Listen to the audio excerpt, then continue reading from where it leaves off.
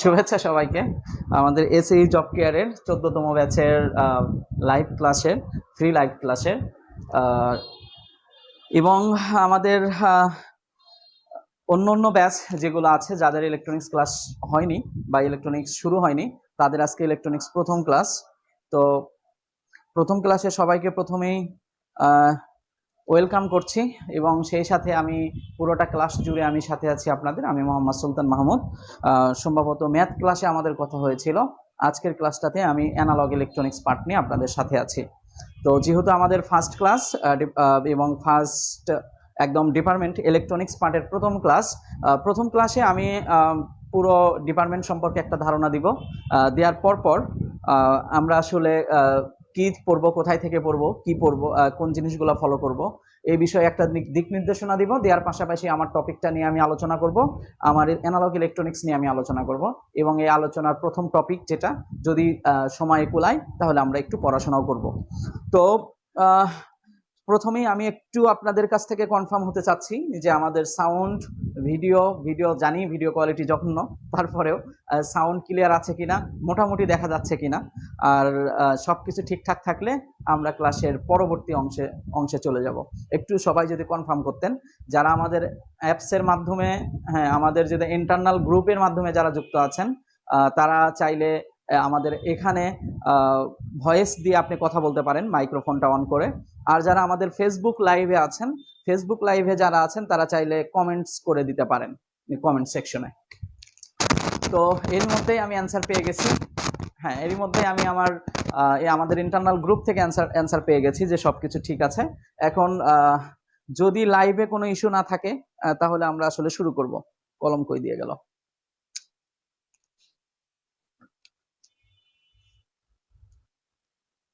এই নাইম ভাই, কলম দিয়ে যান।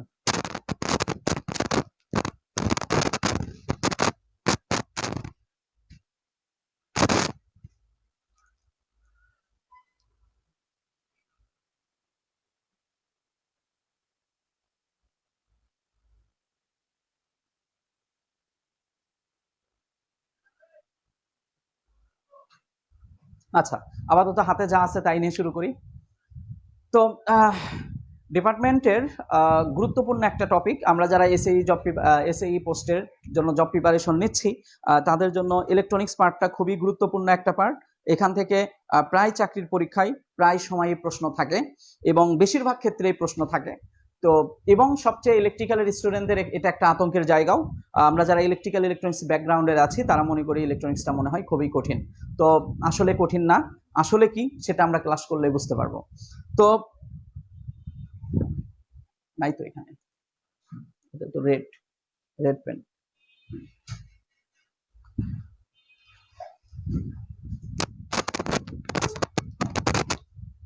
ইলেকট্রনিক্সের কিছু গুরুত্বপূর্ণ বিষয় আছে যে বিষয়গুলো আমরা ধাপে ধাপে শিখব। তার আগে আমি যদি আমাদের ডিপার্টমেন্টটা নিয়ে আপনাদেরকে একটু ধারণা দেওয়ার চেষ্টা করি। আমরা ইলেকট্রিক্যাল এবং ইলেকট্রনিক্স ব্যাকগ্রাউন্ডের যারা, তাদের বেশিরভাগ চাকরির পরীক্ষাগুলো বুয়েট, মিস্ট এবং ডিপিআই অনুষ্ঠিত হয়। বুয়েট, মিস্ট, খুব সংক্ষিপ্ত আলোচনা করব এইগুলো নিয়ে। পরবর্তীতে আমাদের যখন রুটিন ক্লাস হবে, রুটিন ক্লাসগুলোতে আমরা আরো ডিপলি আলোচনা করব। যেহেতু ফার্স্ট ক্লাস, যেটুকু ধারণা না দিলেই না, শুধুমাত্র এইটুকুই ধারণা দেব আজকে আমরা। হ্যাঁ, আচ্ছা, বুয়েট, মিস্ট, এমআইএসটি এবং ডিপিআই, সাধারণত এই তিনটা প্রতিষ্ঠানে আমাদের ইলেকট্রনিক্স ব্যাকগ্রাউন্ডের যে জব সেক্টরগুলো, যে পরীক্ষাগুলো অনুষ্ঠিত হয়, সাধারণত এই তিনটা প্রতিষ্ঠানে হয়। আমাদের সবচেয়ে বেশি সার্কুলার যেগুলোতে হয়, আমি যদি সেগুলো একটু ভাগ করে দেই, একটা হচ্ছে পাওয়ার সেক্টর, দুই নাম্বার হচ্ছে গ্যাস সেক্টর, তিন নাম্বার হচ্ছে কমিউনিকেশন সেক্টর।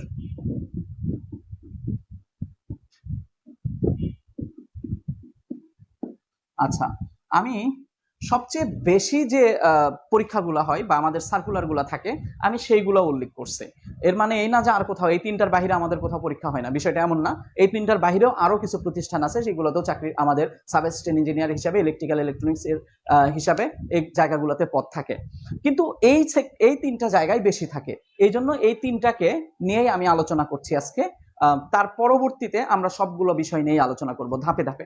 তো পাওয়ার সেক্টর মানে বিদ্যুৎ রিলেটেড যে প্রতিষ্ঠানগুলো আছে, যেমন ডিপিডিসি, ডেসকো, নেসকো, পিজিসিবি, তারপর পিডিবি, বিআরইবি, তারপরে ডাব্লিউপিডিসিএল, এইরকম যে বিদ্যুৎ রিলেটেড যে প্রতিষ্ঠানগুলো আছে সেগুলোকে আমরা পাওয়ার সেক্টরের মধ্যে ফেলতে পারি।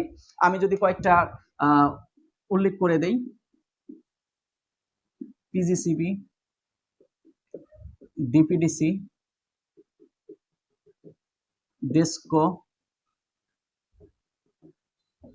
নেসকো, পিডিবি, আরইবি,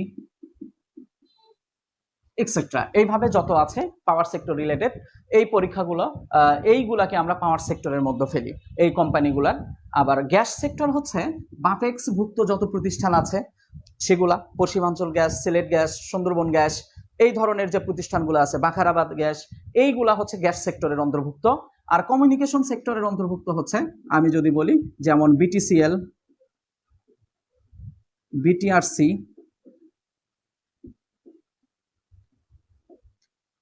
তারপরে টেসিস, তারপরে স্যাটেলাইট কোম্পানি, তারপরে হচ্ছে সাবমেরিন কেবল, এই ধরনের আরো কিছু প্রতিষ্ঠান আছে, এগুলোকে আমরা কমিউনিকেশন সেক্টরের মধ্যে ফেলি।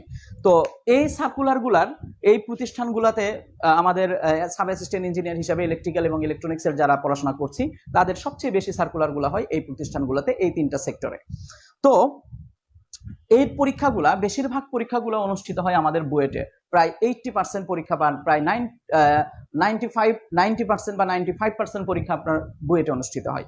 তো বুয়েটে তারপরে হচ্ছে মিস্ট এবং ডিপিআই, বাকি অংশটা মিস্ট এবং ডিপিআই অনুষ্ঠিত হয়। এছাড়াও আমাদের পিএসসির অধীনে কিছু প্রতিষ্ঠানে পরীক্ষা হয়, আমি সেগুলোকে উল্লেখ করিনি, আমরা এগুলো ধাপে ধাপে উল্লেখ করব, ধাপে ধাপে এই বিষয়গুলো সম্পর্কে জানবো।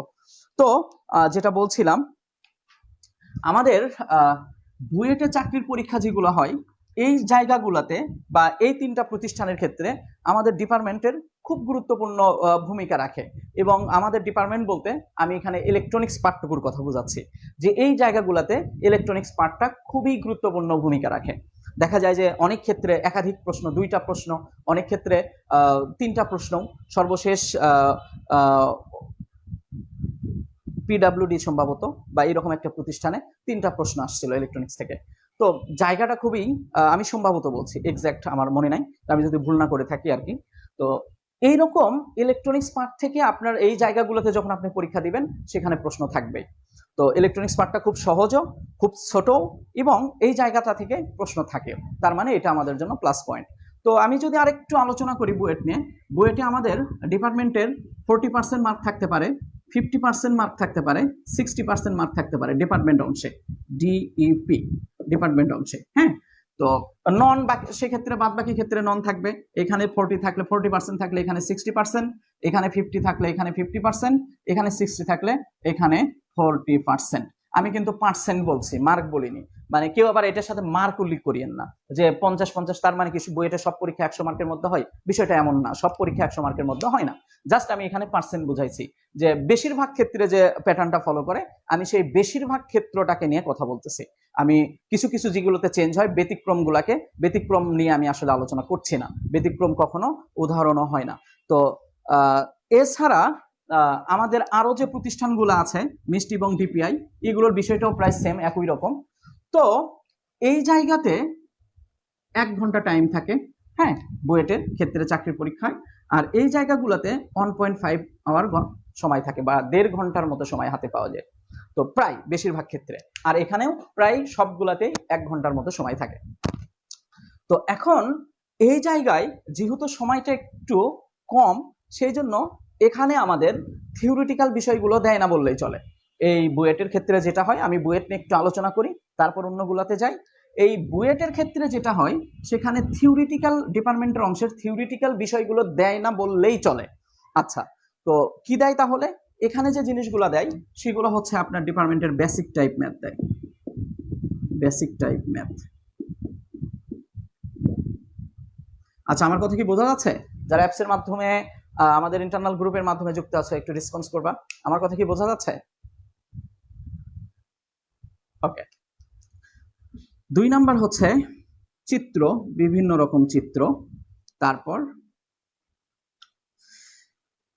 আর যেহেতু আমাদের আরো 2টা প্রতিষ্ঠান আছে, মিস্ট এবং ডিপিআই, এই জায়গাগুলোতে যেহেতু 1.5 ঘন্টা টাইম থাকে, এই জন্য এই জায়গাগুলোতে কিছু লজিক্যাল থিওরি দেয়। কি টাইপের থিওরি দেয়? Logical theory. হ্যাঁ, কোনো সূত্রের প্রমাণ সচরাচর চাকরির পরীক্ষায় আসে না, কোনো কিছুর কার্যপ্রণালী সচরাচর লিখিত চাকরির পরীক্ষায় আসে না, সচরাচর আসে না। তো তাহলে এখানে যে থিওরিটা আমরা পড়বো সেটা হচ্ছে লজিক্যাল থিওরি।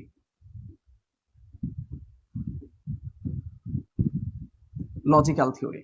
এখন আমি যদি ডিপার্টমেন্টে এই অংশটাতে ভালো করি, ডিপার্টমেন্টে আমি সবগুলোই ভালো করলাম, করার পর আমি কোনো আমি এইটা তো বুয়েট প্যাটার্ন ছিল, বুয়েট প্যাটার্নে আমি ভালোভাবে প্রিপারেশন নিলাম, এবং এখন আমার সকল চাকরির পরীক্ষা কি বুয়েটে অনুষ্ঠিত হবে? আমাদের যতগুলো চাকরির পরীক্ষা আছে সব পরীক্ষা কি আমরা বুয়েটে দিব? না, কিছু চাকরির পরীক্ষা বুয়েটের বাহিরেও হয়। যেমন পিএসসির ক্ষেত্রে কিছু কিছু জায়গায় ডিপার্টমেন্টের এমসিকিউ থাকে। তো তার মানে আমাদের ডিপার্টমেন্টের এমসিকিউটাও করতে হবে, কারণ আমি তো শুধু একটা প্যাটার্নের জন্য এখানে প্রিপারেশন নিচ্ছি না, আমি তো শুধু একটা প্যাটার্নে পড়বো না, আমাকে তো সবগুলো প্যাটার্নের জন্য পরীক্ষা দিতে হবে। যেইখানেই পরীক্ষা হোক না কেন আমাকে আবেদন করে তো পরীক্ষা দিতে হবে। তো যে জায়গাতে ডিপার্টমেন্টের এমসিকিউ লাগবে সেই জায়গায় আমরা সেই জায়গাগুলোর জন্য আমরা প্রথম থেকেই ডিপার্টমেন্টাল এমসিকিউ গুলাও পড়বো। তার মানে এমসিকিউ, ডিপার্টমেন্টাল এমসিকিউ। আচ্ছা, এখন খুবই ভালো কথা, আমি লিখিত পরীক্ষায় উত্তীর্ণ হইলাম, লিখিত পরীক্ষা দিলাম, দিয়ে আমি খুব ভালো প্রিপারেশন নিয়ে উত্তীর্ণ হইলাম, বা আমি এমসিকিউ ভালো করলাম, ভালো করে আমি উত্তীর্ণ হইলাম প্রিলিমিনারিতে। তারপর আমি লিখিত পরীক্ষা দিলাম এই টপিকগুলো পড়াশোনা করে, এবং আমি এই জিনিসগুলো পড়াশোনা করে, এবং আমি লিখিত পরীক্ষাতেও উত্তীর্ণ হইলাম। তাইলে কি আমার চাকরি হয়ে যাবে? আমি প্রিলিমিনারিতে পাশ করলাম, লিখিততে টিকলাম, তাহলেই কি আমার চাকরি হয়ে যাবে কিনা? না, এরপর আমাকে ভাইভা ফেস করতে হবে। তার মানে ভাইভা ফেস না করলে, ভাইভা দিয়ে তারপরে চাকরি পাইতে হবে। শুধু ফেস করলে হবে না, ভাইভাতেও ভালো করতে হবে। তো ভাইভাতে ভালো করার জন্য আমাদের অবশ্যই থিওরিটিক্যাল বিষয়, আরো ডিপলি কিছু বিষয়, লজিক্যাল কিছু বিষয়গুলো জানতে হবে, না হলে তো আমরা ভাইভা ফেস করতে পারবো না। তো এখন আমি যদি শুধুমাত্র লিখিত পর্যন্ত তুলে দেই, যে লিখিতর জন্য একটা ভালো প্রিপারেশন নেওয়া দিলাম, কিন্তু ভাইবার জন্য তাহলে কি তুমি আবার আর কারো কাছে গিয়ে পড়বা? বা ভাইবার জন্য কি অন্য কারো কাছে প্রাইভেট পড়বা গিয়ে? এখন অনেকেই বলবে, এখানে অনেকে এসে জ্ঞান দেবে যে ভাইবার তো কোনো সিলেবাস নাই। তো ভাইবার কোনো সিলেবাস নাই দেখে তুমি কিছুই পড়বা না, কোনো প্রিপারেশনই নিবা না, এমনি চলে যাবা ভাইবা দিতে, লেস না গুটায় চলে আসতে হবে তখন। যাই হোক, আমি এগুলো না বলি। তো এখন ভাইবার জন্য তোমার প্রিপারেশন নিতে হবে। যেহেতু ভাইবার জন্য প্রিপারেশন নিতে হবে, নিশ্চয়ই সেটা আমাদের মাধ্যমে নিতে হবে, আমরাই তোমাদেরকে সেই ভাইবার প্রিপারেশনটা রেডি করে দিব। তাহলে পাশাপাশি আর একটা বিষয় যে অ্যাড হচ্ছে, সেটা হচ্ছে ভাইভা প্রিপারেশন।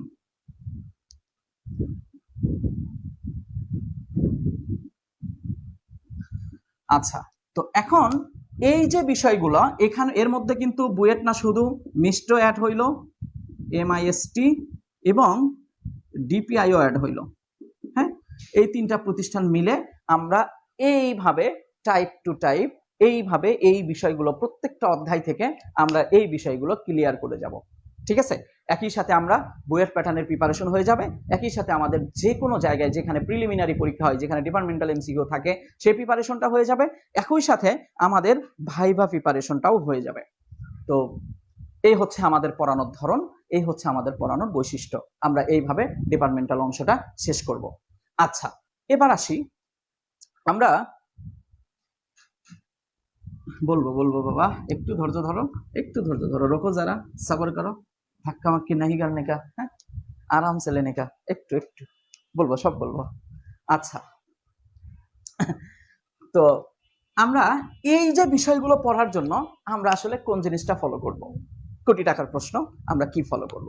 তো প্রথমেই আমি মনে হয় সেই দিনও একটু আলোচনা করেছিলাম, তো সেই ধারাবাহিকতায় আজকেও একটু আলোচনা করছি, যে আমরা প্রথমে যেটা ফলো করব সেটা হচ্ছে আমাদের সেই বিখ্যাত ডিপার্টমেন্টাল বই টেসলা গাইড।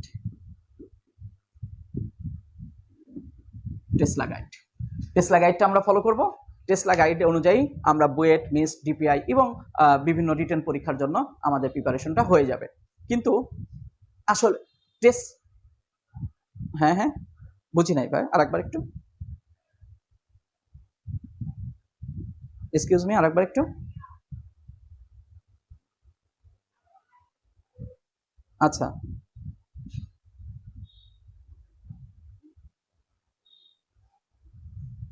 আচ্ছা বলতেছি, হ্যাঁ ঠিক আছে। আচ্ছা, টেসলা গাইড বলছি। টেসলার যেটা প্রথম ভলিউম 1 সেটা হচ্ছে গাইড, আর যেটা ভলিউম 2 সেটা হচ্ছে প্রশ্ন ব্যাংক। বিগত সালের আসা প্রশ্নগুলো সেখানে দেয়া আছে। বুঝাইতে পারছি?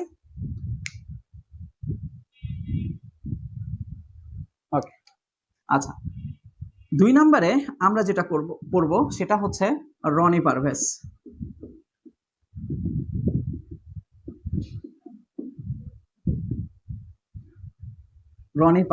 রনি পারভেজের প্রশ্ন ব্যাংক আছে, হ্যাঁ এই প্রশ্ন ব্যাংকটা আমরা ফলো করব।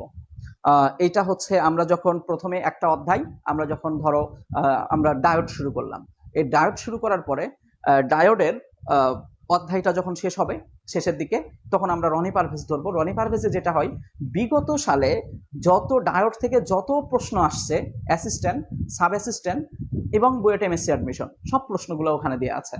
তো আমরা গাইড অনুযায়ী, টেসলা অনুযায়ী একটা অধ্যায় শেষ করলাম, ডায়োড শেষ করলাম, করার পরে এবার বিগত সালের যে প্রশ্নগুলো আসছে এখান থেকে, এইগুলা শেষ করার জন্য আমরা রনি পারভেজের বইটা কালেক্ট করব। এটা এটা এখানে এভাবে না বলি, এই বইটা আমাদের কাছে আছে, আমরাই সরবরাহ করব, প্রয়োজনে সমস্যা নেই। আমাদের কাছে আছে বলতে কি, কিছু কিছু জিনিস আমাদের কাছে পিডিএফ করা আছে, প্রয়োজন আমরা পিডিএফ দেখে পড়বো, বা আমি এটা এখানে লিখে দিব, লিখে যে প্রশ্নগুলো আসছে এটা এখানে আসছে সেটা আমরা করাই দেবো, তোমাদের খাতায় সেটা নোট হয়ে যাবে। আচ্ছা, এখন আর একটা বিষয়, আমরা যারা পড়াই তাদের প্রত্যেকের শীট আছে, মোটামুটি প্রায় প্রত্যেকটা টপিকের শীট আছে। এটা আমি যখন ইলেকট্রনিক্স ক্লাস নিব, তাহলে আমার ইলেকট্রনিক্সের প্রত্যেকটা টপিকের শীট আমি সরবরাহ করব। এইটা অবশ্যই পিডিএফ, যারা অনলাইনে, আমি পিডিএফ গ্রুপগুলোতে দিয়ে দিব, সেখান থেকে ডাউনলোড করে নিয়ে পড়তে হবে, অথবা চাইলে প্রিন্ট করে নেওয়া যাবে, কোনো সমস্যা নেই। আচ্ছা, এখন জাতীয় একটা বই এখানে বাদ গেছে, এই বইয়ের কথা না বললে অনেকে মন খারাপ করে, সেটা হচ্ছে রেজোন্যান্স। রেজোন্যান্সের কথা যদি না বলি তাহলে সবাই মন খারাপ করে, যে ভাই এইটা রেজোন্যান্স তো আমাদের সবার কাছে আছে, এটা তো জাতীয় বই, এটার কথা কেন বললেন না? তো সেই জন্য যারা মন খারাপ যেন না করে, এই জন্য বললাম এখানে পাশাপাশি আমরা রেজোন্যান্সটাও রাখতে পারি, তবে টেসলা থাকলে আর কোনো বইয়ে রাখার দরকার নেই। টেসলা আর রনি পারভেজটা যদি থাকে, রনি পারভেজ এবং শীট তো এটা আমরা দিব, বা এই এখানকার অঙ্কগুলো তো আমরা করাবো, বই দিব না। রনি পারভেজ বইয়ের দাম তো মনে হয় অনেক টাকা, 1300 কি 1400 টাকা। তো বই তো আর আমার পক্ষে দেওয়া পসিবল না। হয়তো কিনে তোমরা কিনে যারা নিবা তারা হয়তো কিনে নিতে পারবা, আর যারা কিনে নিতে পারবা না, তাইলে আমি যেহেতু অধ্যায় ধরে ধরে অঙ্কগুলো করাবো, তার মানে ওখান থেকে তুমি যদি নোট করো তোমার কাছে হয়ে গেল। আচ্ছা, আবার টেসলার যে সেকেন্ড পার্ট আছে, ভলিউম 2 যেটা আছে, এখানে কিন্তু সব প্রশ্ন দেওয়া আছে। তার মানে যদি টেসলা ভলিউম 2 থাকে, তাইলে কিন্তু আবার রনি পারভেজের দরকার নাই বললেও চলে। আচ্ছা, তো পাশাপাশি এর সাথে তোমরা চাইলে অ্যাড করতে পারো, সেটা হচ্ছে রেজোন্যান্স, যেন মন খারাপ না করো, তাই বললাম। আচ্ছা, এছাড়া ডিপ্লোমার বইগুলো যারা প্রাথমিক স্টেপে আছো, মানে প্রথম থেকে শুরু করতেছো, আগে কখনো কারো কাছে পড়োনি, কোনো ভিডিও দেখোনি, বা তোমার কোনো ধারণা নাই, এমন যদি কেউ থাকো, তাকে আমরা ডিপ্লোমার বইগুলো টেবিলে রাখতে সাজেস্ট করব। ঠিক আছে? আচ্ছা, এবার আমরা কি বই থেকে পড়বো বা কি ফলো করব সেইটা নিয়ে আলোচনা করলাম। আশা করি এইটুকু বুঝতে পারছো। এইটুকু আলোচনার অংশ থেকে কারো কোনো কিছু প্রশ্ন থাকলে খোলা মনে, সাদা মনে, কোনো কালি না নিয়ে প্রশ্ন করতে পারো।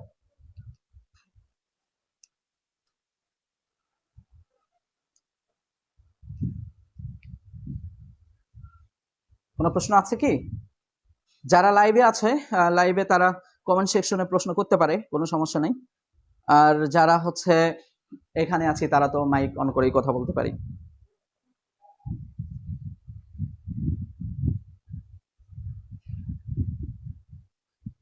সব ডিটেলস, সবগুলো টপিক,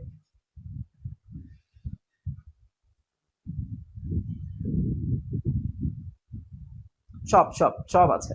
না না, ইলেকট্রিক্যাল ইলেকট্রনিক্স এখানে আলাদা আর কিছু নাই, এখানে সব এক। ইলেকট্রিক্যাল ইলেকট্রনিক্স মানে এখানে এখন সবকিছু, ইলেকট্রিক্যালকেও ইলেকট্রনিক্সের টপিক পড়তে হবে, ইলেকট্রনিক্সকেও ইলেকট্রিক্যালের টপিক পড়তে হবে, সবাই সব করবে। আর এই যে বইটা আসলে টোটাল, এর মধ্যে ইলেকট্রনিক্স আছে, কমিউনিকেশন আছে, মেশিন আছে, সার্কিট আছে, তারপর হচ্ছে দুইটা মেশিন, দুইটা circuit, AC circuit, DC circuit, AC machine, DC machine, power sector আছে, তারপরে কন্ট্রোল সিস্টেম আছে, ডিজিটাল ইলেকট্রনিক্স আছে, সব আছে। সবকিছু মিলায় আমাদের জব প্রিপারেশনটা তো কমপ্লিট প্রিপারেশন। আমি ইলেকট্রিক্যালের একজন স্টুডেন্ট যদি হই, আমাকে সব কমিউনিকেশন, এই যে ডিজিটাল ইলেকট্রনিক্স সব পড়তে হবে, কারণ সব জায়গা থেকে প্রশ্ন আসে। হ্যাঁ, আবার এই বিষয়গুলো নিয়ে আমি প্রশ্ন নিয়ে বিস্তারিত আলোচনা করব। হ্যাঁ, আমাদের যখন রুটিন ক্লাস ফার্স্ট ক্লাস হবে, তো কোথায় থেকে কয়টা প্রশ্ন আসে, কোন টপিকগুলো ইম্পর্টেন্ট, এগুলো আমরা রুটিন ক্লাসের ফার্স্ট ক্লাসে আমি আলোচনা করব। ঠিক আছে? তো তাহলে একটা ডিটেলস ধারণা হবে। হ্যাঁ, পুরো ডিপার্টমেন্ট সম্পর্কে একটা ধারণা হবে। আজকে যেহেতু আমার লাইভ ক্লাসটা হচ্ছে শুধুমাত্র ইলেকট্রনিক্সের উপরে, আমি কিছু কিছু কথা ইলেকট্রনিক্সকে নিয়েই বলতেছি। তো তাছাড়া বাদ বাকি সব কথা সার্বজনীন। একজন সাব অ্যাসিস্ট্যান্ট ইঞ্জিনিয়ার, সে ইলেকট্রিক্যালের হোক অথবা ইলেকট্রনিক্সের হোক, যেটার জন্য প্রিপারেশন নিতে যাক না কেন, তাকে অবশ্যই সবকিছুই পড়তে হবে। এই যেগুলো টপিক বললাম সব পড়তে হবে, এবং বইগুলো যেগুলো আছে এই বইগুলোতে সবকিছুই আছে, এই সবগুলো টপিক আছে। বুঝাইতে পারছি?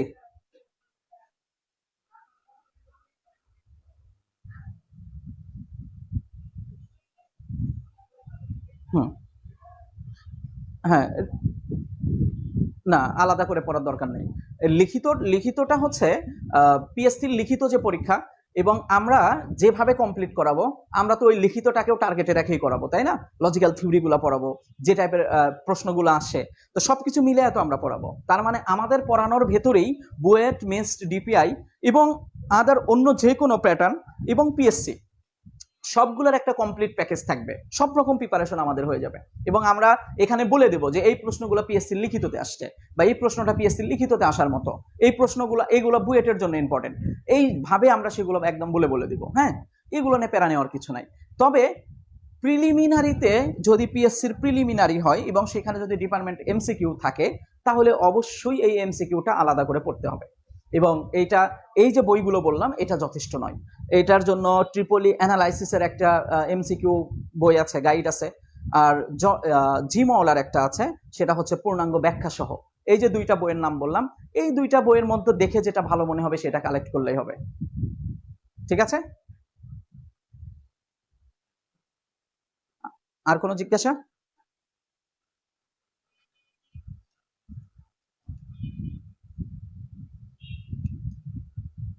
নাই, তাই তো? ওকে, ফাইন, ঠিক আছে। তাহলে আমরা এই ছাড়া, এই যে আলোচনা করছি, এছাড়া এই আলোচনার বাহিরে আর কিছু জানতে চাওয়ার আছে? যদি জানতে চাওয়ার থাকে সেইটা আলোচনা কইরা তারপর আমি পড়াতে যাব, না হলে এখন আমি আমার পড়াশোনায় ঢুকবো।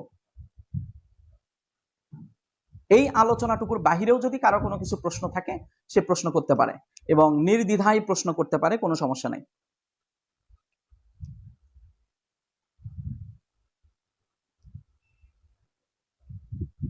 তার মানে নাই, তাই তো? ওকে, আচ্ছা, ঠিক আছে। তাহলে এখন আমরা যে টপিকটা নিয়ে, আমি যে টপিকটা পড়াবো সেটার নাম হচ্ছে অ্যানালগ ইলেকট্রনিক্স, সংক্ষেপে আমরা এটাকে বলি ইলেকট্রনিক্স, ENT।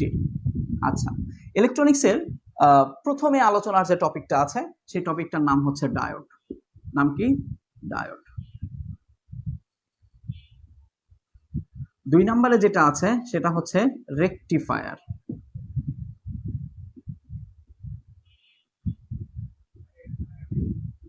রেকটিফায়ার। 3 নম্বরে যেটা আছে সেটা হচ্ছে জিনার ডায়োড।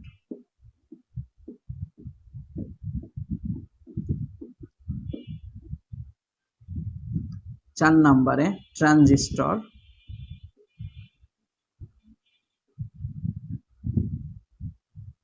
5 নম্বরে operational amplifier.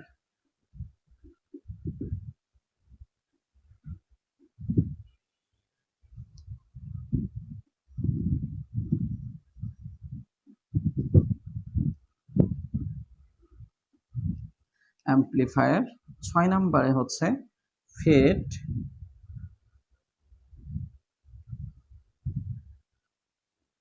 Plus MOSFET. 7 number হচ্ছে clipping plus clamp. Clipping plus clamping circuit.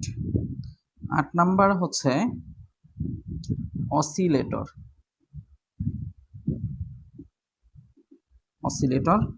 9 number হচ্ছে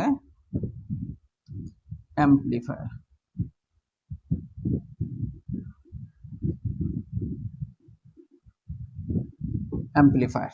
আচ্ছা, মূলত আমরা এই 9টা টপিক এখানে আছে আমাদের, কিন্তু আমরা এই 9টা টপিকই করব, কিন্তু সব টপিক আসলে ইম্পর্টেন্ট না।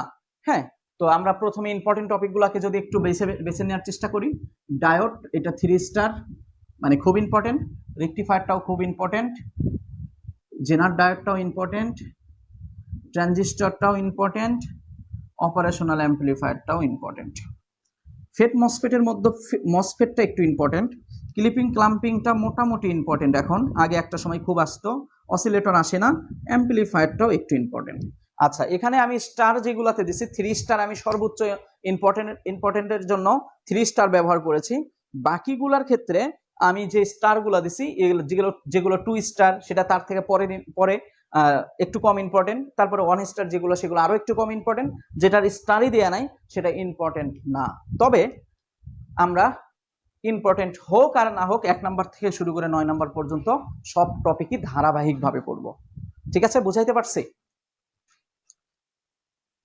বুঝাইতে পারছি?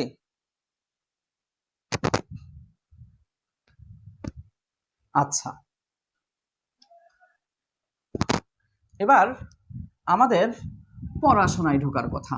তো আমি যে টপিকগুলোকে আলোচনা করছি, এখন আমি একটু আপনাদের ওপর বা তোমাদের ওপর আমি একটু তুমি বলেই সম্বোধন করলাম। এখানে আমার থেকে অনেকে বড় থাকতে পারে, কিন্তু আসলে পড়াইতে গিয়ে তুমি সম্বোধন না করলে বা তুমি করে না বললে যে পড়ানোর যে একটা কি, লিঙ্ক চেঞ্জ করতে হবে। আরে এই সময় আবার লিঙ্ক চেঞ্জ, আচ্ছা একটু অপেক্ষা করো, লিঙ্কটা চেঞ্জ করে দেখ। আচ্ছা, তো এই সময় আমরা ওদের জন্য একটু সময় নিচ্ছি, যারা হচ্ছে অ্যাপসের মাধ্যমে যুক্ত হয়েছে, আমাদের লিঙ্কটাকে চেঞ্জ করে দেওয়া হলো। তো এছাড়া এই টপিকগুলোর মধ্য থেকে কারো যদি কোনো টপিক সম্পর্কে একটু ধারণা প্রয়োজন হয়, কারো যদি কোনো চয়েস থাকে, সে বলতে পারো, তাহলে ওই টপিকটা নিয়ে আলোচনা করব। একটু স্পেস দিলাম, যদি কারো মনে হয় যে এই টপিকটা নিয়ে আলোচনা করা দরকার, তাহলে যেটুকু সময় আছে এইটুকু সময় আমরা ওই টপিকটা নিয়ে আলোচনা করব। না হলে আমার আলোচনার প্রথম যে টপিক ডায়োড নিয়ে আমি শুরু করব। এটাতে ঝামেলা হবে, সময় চলে যায়।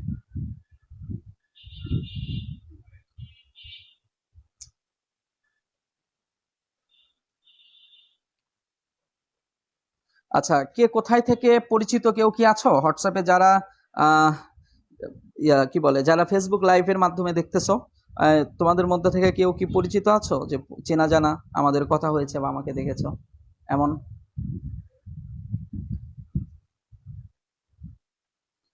প্রশ্ন? হ্যাঁ, শিওর।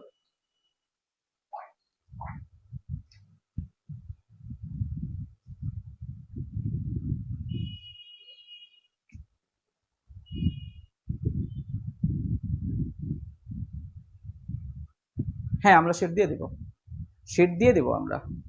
যখন সময় হবে, আমাদের কাছে কোনো কিছু চেয়ে নিতে হবে না, প্রথম কথা তো এটা বলারই কোনো দরকার নেই। আমরা যখন যেটা দরকার পড়বে সেটা আমরা নিজেরাই সরবরাহ করব। ঠিক আছে, বুঝতে পারছো? সবার সিস্টেমটা তো একরকম হয় না, আমার সিস্টেমটা একটু ভিন্ন, সবার সিস্টেমে একটু ভিন্ন ভিন্ন থাকে। হ্যাঁ, আমি কখন শিট দেব সেটা আমি জানি, এবং ওই সময়ই শিট চলে যাবে। আর আমাদের শিটগুলা, তোমাদের যে ড্রাইভ হবে, এই ড্রাইভে প্রথমেই সবগুলো দেওয়া থাকবে, প্রত্যেকটা শিট দেওয়া থাকবে। হ্যাঁ, সবগুলো শিট ওখানে দেওয়া থাকবে, ওখান থেকে তুমি ডাউনলোড করতে পারবা, ওখান থেকে তুমি দেখতে পারবা। ঠিক আছে, বুঝতে পারছো? আচ্ছা, তোমরা তো পরে আসলা, মানে এতক্ষণ আমি লাইভে কথা বলতেছিলাম। তোমাদের কোনো চয়েস আছে কি, যে কোন টপিকটা নিয়ে আলোচনা শুরু করা উচিত? যদি চয়েস থাকে তাহলে চয়েস বলতে পারো, আমি ওইটা নিয়ে আলোচনা করব। আর যদি না থাকে তাহলে আমি একদম প্রথম থেকে শুরু করব। বলো, তোমাদের কোনো চয়েস আছে কিনা? প্রথম থেকেই শুরু করব, ওকে।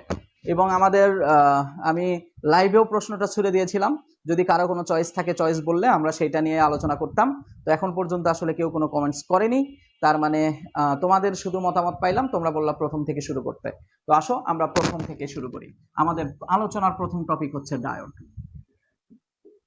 ডায়োড, আচ্ছা, ডায়োডের আলোচনা করতে গেলে প্রথমে আমাদের একটা বিষয় বুঝতে হবে, আমরা একটা উদাহরণ দেখব। উদাহরণটা হচ্ছে তেমন কিছু না, আমি আসলে ড্রয়িং এ খুবই দুর্বল। ধরো আমাদের হাতে এইরকম একটা পাইপ আছে, এটা কি? এটা পাইপ, তুমি মেনে নাও, যেমনই দেখো না কেন তুমি মেনে নাও এটা হচ্ছে একটা পাইপ। আচ্ছা, এই পাইপটা দ্বিমুখী পাইপ, মানে এই দিক দিয়ে যদি আমি পানির ফ্লো চালাই, বা কোনো কিছু এই দিক দিয়ে যদি পাস করি সে ওই দিক দিয়ে বের হয়ে যাবে, আবার এই দিক দিয়ে যদি কোনো কিছু পাস করি তাহলে সে এই দিক দিয়ে বের হয়ে যাবে। ঠিক আছে, বুঝাইতে পারছি? আচ্ছা, এখন আমি ধরো এই পাশ থেকে পানির ফ্লো চালাচ্ছি, এই পাশ থেকে পানির ফ্লো চালাচ্ছি, এই পাশে কোনো কিছু দেইনি, তাহলে তোমার কমন সেন্স কি বলে এই পানিগুলো এই দিক দিয়ে বের হয়ে যাবে না? আবার আমি যদি এই পাশের পানির ফ্লোটা অফ করে এই পাশ থেকে পানির ফ্লো চালাই তাহলে অবশ্যই নিশ্চয়ই পানি এই দিক থেকে এই দিকে বের হয়ে যাবে, তাই কি না? আচ্ছা, এখন আমি যদি এমন একটা কাজ করি, কাজটা হচ্ছে আমি যদি মাঝখানে একটা মেকানিজম করি। মেকানিজমটা কি?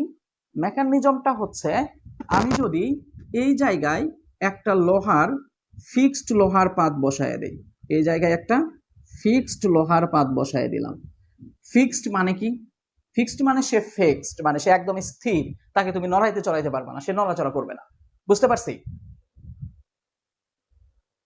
আচ্ছা, আর এই জায়গায় আমি যদি একটা ভেরিয়েবল বা মুভেবল, কি বললাম, ভেরিয়েবল বা মুভেবল লোহার পাত সংযুক্ত করি, লোহার পাত, এই মুভেবল মানে হচ্ছে এ মুভ করতে পারে, এ কি করতে পারে, মুভ করতে পারে, বা এ এইরকম আছে, এরকম নড়াচড়া করতে পারে, এরকম নড়াচড়া করতে পারে। আমার কলমটা কি দেখা যায়, দেখতে পাও? আচ্ছা, তো এবার তুমি বলো তো ভাই, আমি যদি এই পাশ থেকে পানির ফ্লো চালাই, পানির ফ্লো দেই, নিশ্চয় পানিগুলা এই মুভেবল লোহার যে পাতটা ছিল এইটাতে গিয়ে আঘাত করবে, আঘাত করার পরে এই মুভেবল পাতটা এইরকম এই বরাবর উঠে যাবে, উঠে যাবে না? উঠে গেলে এই দিক দিয়ে পানির ফ্লো এই দিক দিয়ে বের হয়ে যাবে, তাই কি না? তাই না? আচ্ছা, কিন্তু আমরা যদি উল্টা ঘটনা ঘটাই, আমরা যদি এই পাশ থেকে পানির ফ্লোটা চালাই তাহলে কি হবে দেখো তো। এই পাশ থেকে পানির ফ্লো চালাইলে এই যে ভেরিয়েবল বা মুভেবল যে লোহার পাতটা ছিল এটা এর সাথে কানেক্ট হয়ে যাবে, কানেক্ট হয়ে গিয়ে ব্লক করে দিবে, তখন কি এই দিক দিয়ে কোনো পানি আসতে পারবে বলো তো? আসতে পারবে? এই দিক দিয়ে কোনো পানি আসতে পারবে? পারবে না। কিন্তু এই পাশ থেকে পানির ফ্লো কিন্তু যাইতে পারবে, তাই কি না? এই পাশ থেকে পানির ফ্লো যাইতে পারবে, অর্থাৎ পানি এই দিকে যাবে কিন্তু এই দিকে আসতে পারবে না। তাহলে প্রথমে পাইপটা কি ছিল? প্রথমে পাইপটা ছিল দ্বিমুখী পাইপ। কি টাইপের পাইপ ছিল একটু বলো আমার সাথে। দ্বিমুখী পাইপ ছিল, যে এই দিক দিয়ে কোনো কিছু দিলে ওই দিক দিয়ে যাচ্ছিল, ওই দিক দিয়ে কোনো কিছু দিলে এই দিক দিয়ে আসতেছিল। কিন্তু আমি আলাদা করে একটা মেকানিজম করলাম, এই মেকানিজম করার ফলে কি হইলো, এখন পাইপটা একমুখী হয়ে গেল। একমুখী হয়ে গেল না, শুধু একদিকে পানির ফ্লো চালাচ্ছে, তাই কি না? আচ্ছা, এখন আমার ইঞ্জিনিয়ারিং এর কোনো অংশে বা কোনো আলোচনায় বা কোথাও যদি একমুখী কারেন্টের প্রয়োজন হয়, কয়মুখী কারেন্ট? একমুখী কারেন্ট বা একমুখী ডিভাইসের যদি প্রয়োজন হয়, কয়মুখী ডিভাইস? একমুখী ডিভাইসের প্রয়োজন হয়, ওই সময় আমরা যে ডিভাইসটা ব্যবহার করি বা ওই সময় আমরা যে ডিভাইসটা ইউজ করি তার নাম হচ্ছে ডায়োড। তার মানে ডায়োড এমন একটা ডিভাইস, আমার প্রথমেই মাথায় একটা জিনিস ঢুকায় নিলাম, ডায়োড এমন একটা ডিভাইস সে শুধু একমুখী ফ্লো চালায়, অর্থাৎ একদিকে কারেন্টকে যাইতে দেয়, বিপরীত দিকে কারেন্টকে যাইতে দেয় না। বুঝতে পারছি এইটুকু? তাহলে ডায়োড কি টাইপের ডিভাইস হবে ভাই? ডায়োড একটা একমুখী ডিভাইস। এইটুকু ক্লিয়ার? আমরা এইটুকু বোঝানোর জন্য এত কাহিনী। আচ্ছা, তো ডায়োড কিভাবে গঠিত হয়, কিভাবে গঠন করে, এইটা নিয়ে আমরা বিস্তারিত আলোচনা করব আমাদের রুটিন ক্লাসে। আজকে আমি যেটা আলোচনা করব সেটা হচ্ছে ডায়োডটা কাজ করবে কিভাবে। তো ডায়োড কাকে বলে সেটা তো আমরা বললাম, তো ডায়োডের কাকে বলে এটার সংজ্ঞাটা আরেকটু বলি, যে ডায়োড হচ্ছে একটা পি টাইপ সেমিকন্ডাক্টর থাকবে, একটা পি টাইপ সেমিকন্ডাক্টর এবং একটা এন টাইপ সেমিকন্ডাক্টর মিলিত হওয়ার পরে যে একমুখী ডিভাইস তৈরি হবে তার নাম হচ্ছে ডায়োড। আবার যদি একটু ভদ্রভাবে বলি, একটা পি টাইপ সেমিকন্ডাক্টর থাকবে যার ভিতরে আমরা পজিটিভ চার্জ কল্পনা করতে পারি। হ্যাঁ, পজিটিভ, আসলে পজিটিভ চার্জগুলো এভাবে পি লিখে মানে পজিটিভ চিহ্ন দিয়ে লিখতেছি, আসলে এগুলো কিন্তু দেখতে পজিটিভ চিহ্ন না, এগুলো আসলে হোল মানে ফাঁকা জায়গা। হ্যাঁ, এগুলো কিন্তু পজিটিভ, জাস্ট খালি পজিটিভ চিহ্ন দিয়ে বোঝাচ্ছে এই পাশে প্রচুর পরিমাণে পজিটিভ চার্জ আছে আর এই পাশে প্রচুর পরিমাণে নেগেটিভ চার্জ আছে। আচ্ছা, আর এইটা হচ্ছে ডিপ্লেশন লেয়ার, মাঝখানের আলাদা মেকানিজম। এটা কিভাবে গঠন হয়, কেমনে হয়, এটা আমরা আমাদের পরবর্তী ক্লাসে এগুলো নিয়ে বিস্তারিত আলোচনা করব। আজকে যদি ওগুলো আলোচনা করতে যাই তাহলে আমি মেইন অংশে যাইতেই পারবো না। তো এই জিনিসগুলো আমরা আবার ওখানে আলোচনা করব, সমস্যা নেই। তো এইখানে মাঝখানে একটা অংশ থাকে যাকে বলা হয় ডিপ্লেশন লেয়ার। কি বলা হয়? Depletion layer. এখানে হচ্ছে চার্জ শূন্য এরিয়া বা নিউট্রালাইজ চার্জ থাকে।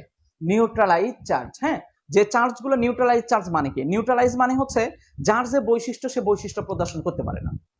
এক কথায় যে সে আসলে কেউ তাকে সে বৈশিষ্ট্য প্রদর্শন করতে চায় কিন্তু কেউ তাকে ধরে রাখছে, হাত পা বেঁধে রাখছে, কেউ তাকে ধরে রাখছে, সে তার বৈশিষ্ট্য প্রদর্শন করতে পারতেছে না।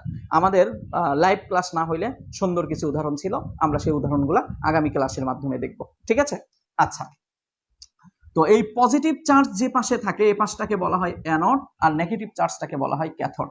এটা হচ্ছে ডায়োডের গাঠনিক চিত্র এবং এই ডায়োডের প্রতীকটা দেখতে এইরকম, যেটা আসলে বাস্তবতার সাথে কোনো মিল নাই। বাস্তবে তুমি ডায়োড দেখলে এইরকম কোনো কিছু পাবা না। তো এর এই পাশটাকে বলা হয় অ্যানোড এবং এই পাশটাকে বলা হয় ক্যাথোড। অ্যানোড হচ্ছে পজিটিভ চার্জ, ক্যাথোড হচ্ছে নেগেটিভ চার্জ। তো ডায়োডের সংজ্ঞা যদি আমি আরেকবার বলি, ডায়োড কাকে বলে? ডায়োড হচ্ছে একটা পি টাইপ সেমিকন্ডাক্টর এবং একটি এন টাইপ সেমিকন্ডাক্টর মিলিত হয়ে যে একমুখী ডিভাইস তৈরি হয় তাকেই আমরা ডায়োড বলি। একটা পি টাইপ সেমিকন্ডাক্টর, একটা এন টাইপ সেমিকন্ডাক্টর মিলিত হয়ে যে একমুখী ডিভাইস তৈরি হবে তাকে কি বলবো আমরা? ডায়োড। ডায়োডের সংজ্ঞাটা বুঝতে পারছি? একটা পি টাইপ সেমিকন্ডাক্টর, একটা এন টাইপ সেমিকন্ডাক্টর মিলিত হয়ে যে একমুখী ডিভাইস তৈরি হবে তার নাম হবে ডায়োড। বুঝতে পারছি? আচ্ছা, এই ডায়োড ডায়োড তো একটা ইলেকট্রনিক্স ডিভাইস। তো একটা ইলেকট্রনিক্স ডিভাইসকে এমনি এমনি কি ধরো তোমার বাসায় টেলিভিশন আছে, তুমি ধরো বিদ্যুৎ কিছু না, বিদ্যুতের লাইনের সাথে কোনো কিছু দেওয়া নাই, তার মানে কি টেলিভিশন চলা শুরু করবে? এমনটা কি হবে? না। তার মানে কোনো ডিভাইসকে কাজ করাইতে হইলে অবশ্যই কিছু শর্ত অ্যাপ্লাই করতে হবে, অবশ্যই তার সাথে কোনো কিছু সোর্স বা ব্যাটারি কানেক্ট করতে হবে। একটা ডিভাইসকে যদি তুমি কাজ করাইতে চাও, তুমি যদি মনে করো এই যে ডায়োড আছে, এই ডায়োডটা দিয়ে আমি কোনো কাজ করব, এই ডায়োডটা কাজ করুক, অর্থাৎ এর মধ্যে দিয়ে কারেন্ট যাইতে দিক। তো এর মধ্যে দিয়ে কারেন্ট যাইতে দিলে তো আগে কারেন্টের সংযোগ এখানে দিতে হবে, তাই না? একটা সোর্সকে তো এর সাথে সংযোগ করতে হবে, না হলে কারেন্ট আসবে কোথায় থেকে? আসমান থেকে তো আর কারেন্ট নামবে না, তাই না? কারণ আসমান থেকেও নামে, হ্যাঁ, ওই বজ্রপাত হয়, ওটা তো আবার ভোল্টেজ। তো যাই হোক, মানে ওই কারেন্ট তো আর তোমার ডায়োডের মধ্যে যাবে না। তার মানে ডায়োডকে কাজ করানোর জন্য এখানে অবশ্যই একটা সোর্স সংযুক্ত করতে হবে। কি সংযুক্ত করতে হবে ভাই? সোর্স।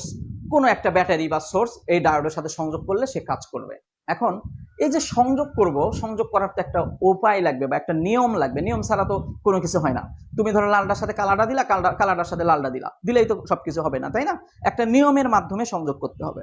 আচ্ছা, এই যে ডিভাইসকে সোর্সের সাথে সংযুক্ত করব, এই সংযুক্ত করার পদ্ধতিটাকে বলা হয় বায়াসিং। কি বলা হয়? কি বলা হয়? বায়াসিং।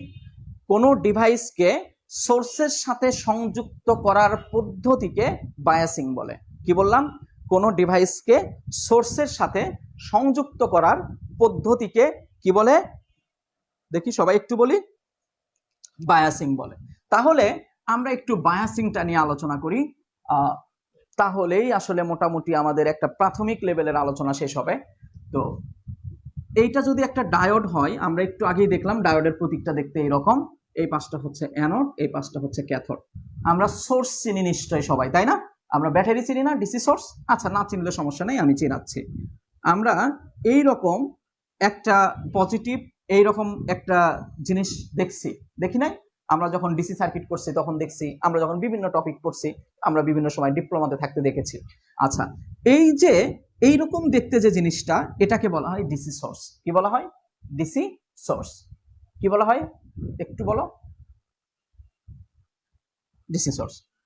আচ্ছা, এই ডিসি সোর্সের এই যে লম্বা যে দাগটা থাকে সেটাকে বলা হয় প্লাস, আর এই ছোট্ট করে যে দাগটা থাকে সেটাকে বলা হয় মাইনাস। হ্যাঁ, এখানে একটা প্লাস আর একটা মাইনাস, এইটা মিলে এটাকে বলা হবে হচ্ছে সেল। কি বলা হবে? সেল। একটা প্লাস আর একটা মাইনাস, এটাকে আমরা কি বলবো? সেল। তবে এক সেলেরও ব্যাটারি হইতে পারে, আমরা এটাকে ব্যাটারিও বলতে পারি, সেলও বলতে পারি। কিন্তু যখন একাধিক সেল এক জায়গায় যুক্ত হবে সেটাকে আর সেল বলার সুযোগ নাই, এটাকে অবশ্যই ব্যাটারি বা সোর্স বলতে হবে। বুঝাইতে পারছি? এগুলো তোমাদের ডিসি সার্কিটের আলোচনা করবে। এখন এই সোর্সটাকে এই ডিভাইসের সাথে যে আমি কানেক্ট করব, এই কানেক্ট করার যে পদ্ধতি, এই পদ্ধতিটাকে আমরা বলবো বায়াসিং। কি বলবো?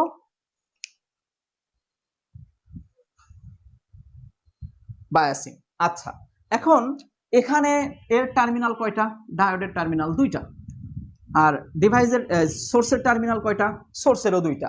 তার মানে এখানে আমি এই যে সংযোগটাও দুই ভাবে দিতে পারি। কয়ভাবে দিতে পারি? দুই ভাবে। ঠিক আছে? যদি এই যে এর পজিটিভ টার্মিনালের সাথে এর পজিটিভ টার্মিনাল এবং এর নেগেটিভ টার্মিনালের সাথে এর নেগেটিভ টার্মিনালের সংযোগ দেয়া হয়, তখন তাকে বলা হয় ফরওয়ার্ড বায়াস। কি বলা হয়? ফরওয়ার্ড বায়াস বা সম্মুখ ঝোঁক। পজিটিভের সাথে পজিটিভ, নেগেটিভের সাথে নেগেটিভ, অর্থাৎ ডিভাইসের পজিটিভের সাথে সোর্সের পজিটিভ, ডিভাইসের নেগেটিভের সাথে সোর্সের নেগেটিভ টার্মিনালের সংযোগ দিলে তাকে আমরা বলি ফরওয়ার্ড বায়াসিং। মনে থাকবে? ফরওয়ার্ড বায়াস কাকে বলে? শর্টকাট। হ্যাঁ, কেউ কিছু বললা? না, আমি এইভাবে বলিনি, আমি যেভাবে বলছি সেভাবে বলো।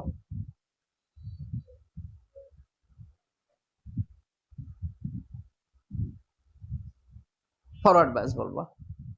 হ্যাঁ, চেষ্টা করবা যে আমরা যেভাবে শেখাই সেভাবে শিখতে। তোমার যদি আগে থেকেই তোমার কিছু শেখা থাকে, তোমার কিছু জানা থাকে, তুমি সেটাকে হাইড করবা। যদি এটাকে তুমি প্রকাশ করার চেষ্টা করো, তাহলে তোমার কোথাও না কোথাও গিয়ে তুমি ধরা খেয়ে যাবা। কিভাবে ধরা খাবা? যে আমি এমন একটা জিনিস আলোচনা করতেছি, তুমি সেটা জানো, তুমি হুট করে বলে ফেললা, তাহলে বিষয়টা কি হবে? আমি ভাববো যে তুমি জানো। আর তুমি যখন জানো, তখন আমি বলবো ঠিক আছে, এটা যেহেতু তোমরা জানো, তাহলে এটা থাক, এটা নিয়ে তাহলে আর কথা না বলি। কিন্তু এর দ্বারা তোমার সাথে যারা আছে, যে কিছুই জানে না, যার শূন্য থেকে শুরু করার কথা, আমার পড়ানোর বৈশিষ্ট্য হচ্ছে আমি একদম জিরো থেকে তোমাকে পড়াবো।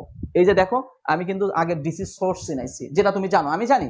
এখানে যারা ক্লাস করতেছো, আমার লাইভ ক্লাস যারা করতেছো, এবং যারা আমার অ্যাপসের মাধ্যমে যুক্ত, আমার গ্রুপের মাধ্যমে যুক্ত আছো, তারা সবাই জানো সোর্স, ডিসি সোর্স কোনটা। কিন্তু তারপরেও আমি তোমাকে চিনাবো, তারপরেও আমি তোমাকে জানাবো। কারণ পলিটেকনিকে আমরা যেভাবে পড়াশোনা করছি, আমি মনে করে নেই যে তোমরাও ওইভাবেই পড়াশোনা করছো।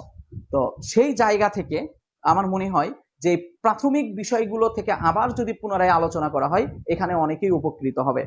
তো আমি আশা করব তোমরা তোমাদের কোনো কিছু জানা থাকলে সেটাকে হাইট রাখার চেষ্টা করবা, এটা প্রকাশ করবা না যে ভাই আমি এটা জানি।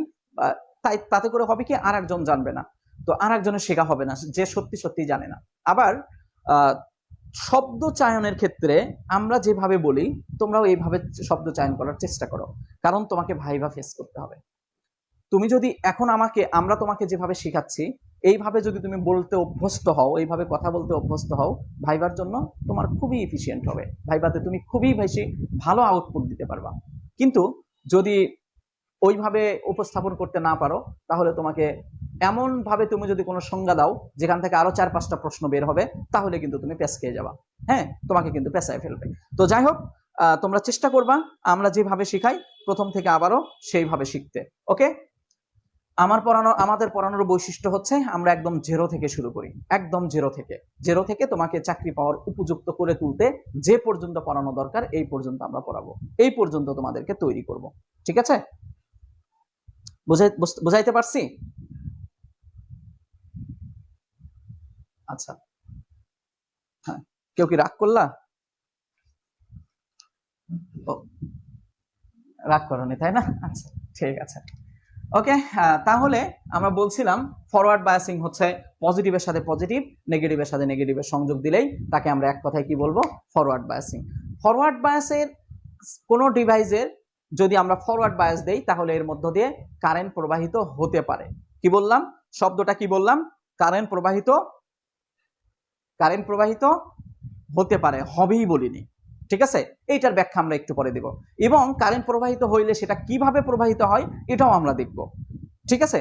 তবে এর ফরওয়ার্ড বায়াসিংটা শেষ করি, রিভার্স বায়াসের সংজ্ঞাটা এরপরে দেই।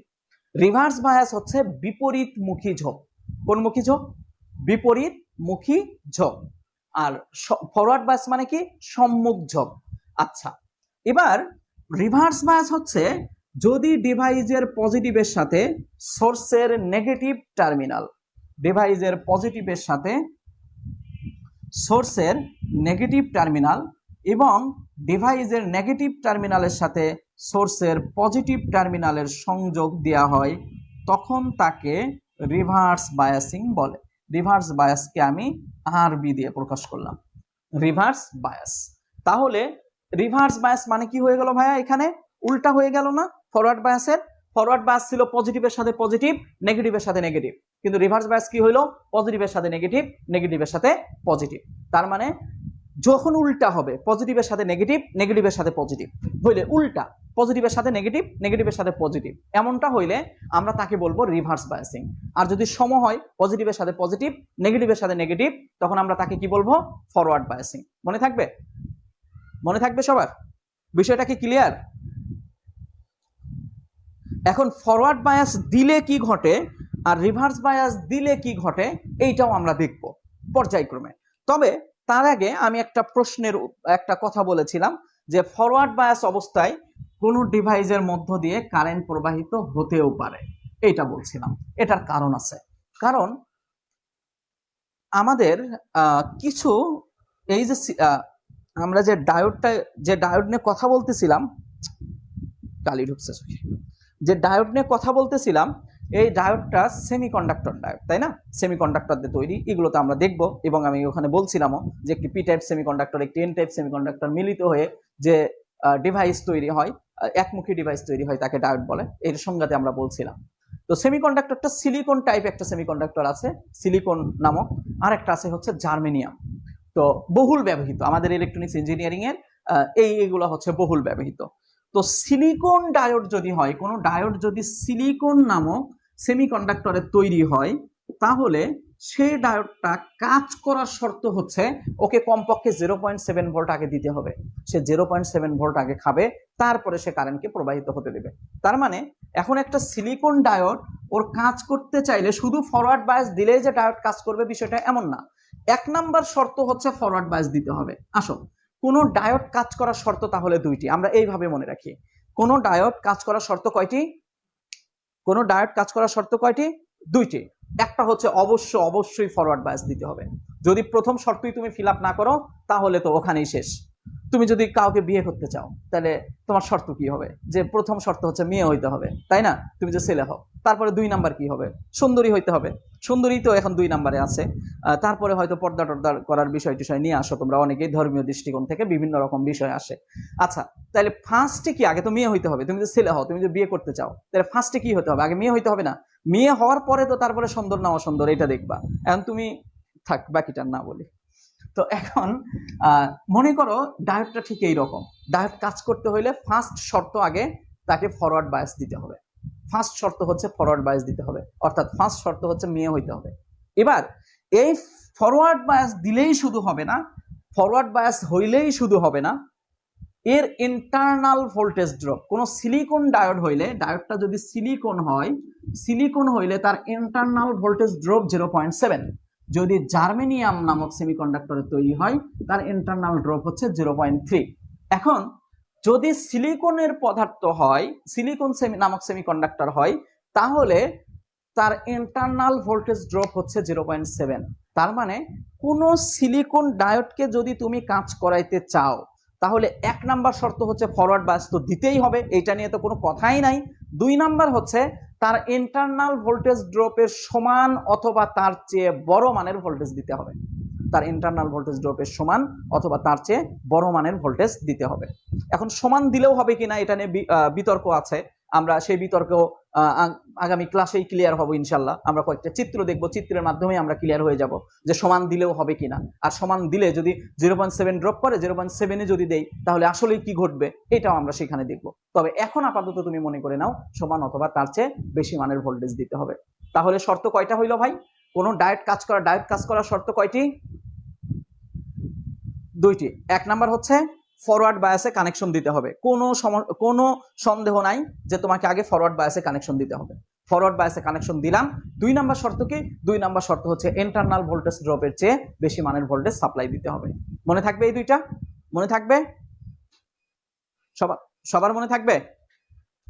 আচ্ছা, তো এবার ডায়োড রিলেটেড আমরা যত অঙ্ক করব প্রত্যেকটা ডায়োডের অঙ্কে আমাকে আগে সিদ্ধান্ত নিতে হবে ডায়োড অ্যাক্টিভ হচ্ছে কিনা, আগে দেখতে হবে ডায়োড অ্যাক্টিভ হচ্ছে কিনা।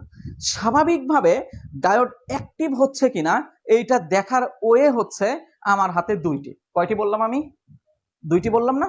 আগে আমি এই শর্তটা অ্যাপ্লাই করব, দেখবো ডায়োড অ্যাক্টিভ হচ্ছে কিনা। প্রথমে দেখবো যে ফরওয়ার্ড বায়াস আছে কিনা।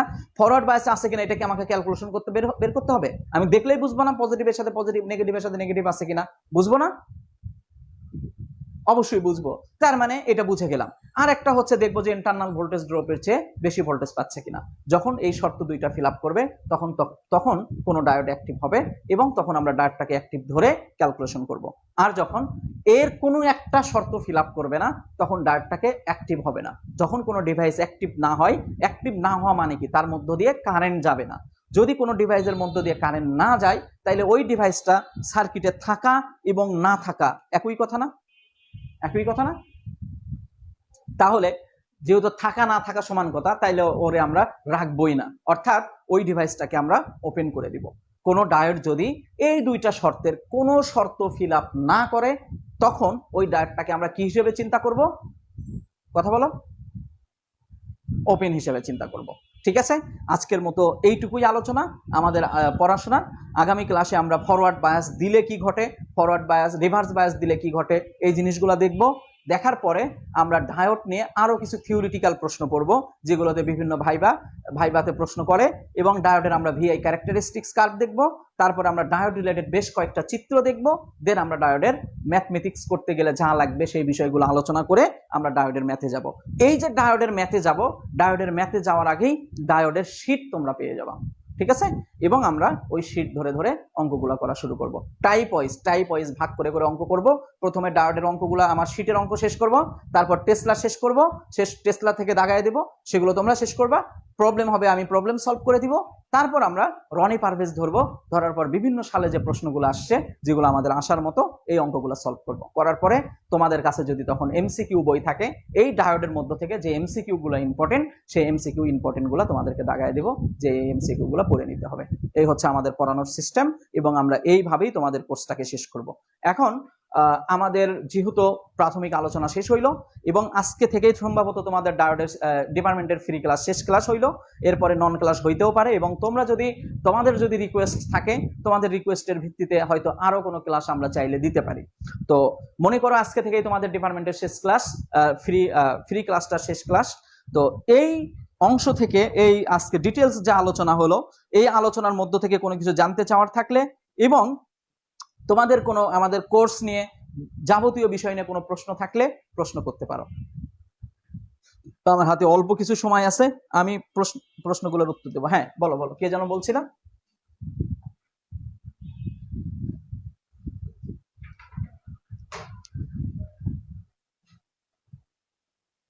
আচ্ছা, তুমি একটু পিন করে নিবা আমাদেরটাকে পিন করে নিবা। আচ্ছা, এরপরে থেকে করা যাবে, আমরা সেটা করে দিব, ঠিক করে দিব, বা আমরা এখান থেকে পিন করে দিব, সমস্যা নেই। ওকে, আচ্ছা, আর কোনো ইস্যু?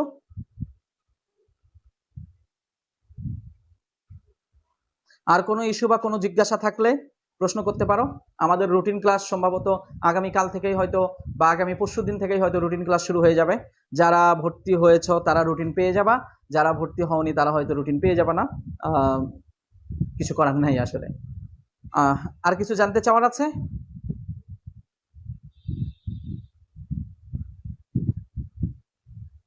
ঠিক আছে, তাহলে আমরা ধরে নিচ্ছি আমাদের আর কিছু জানতে চাওয়ার নাই। এই ধরে নিয়ে সবাইকে সবার সুস্বাস্থ্য দীর্ঘায়ু কামনা করছি। করার পরে আজকের এই আলোচনা এখানেই সমাপ্ত করছি। আল্লাহ হাফেজ, সবাই ভালো থেকো, সুস্থ থেকো। আবারও তোমাদের সাথে হয়তো যারা ভর্তি হবা তাদের সাথে হয়তো আগামী ক্লাসেই দেখা হচ্ছে, আর যারা ভর্তি হচ্ছ না তাদের সাথে হয়তো আবারও কোনো লাইভ ক্লাসে আমাদের দেখা হবে, কথা হবে। তো ততদিন পর্যন্ত সবাই ভালো থেকো, সুস্থ থাকো। আল্লাহ হাফেজ।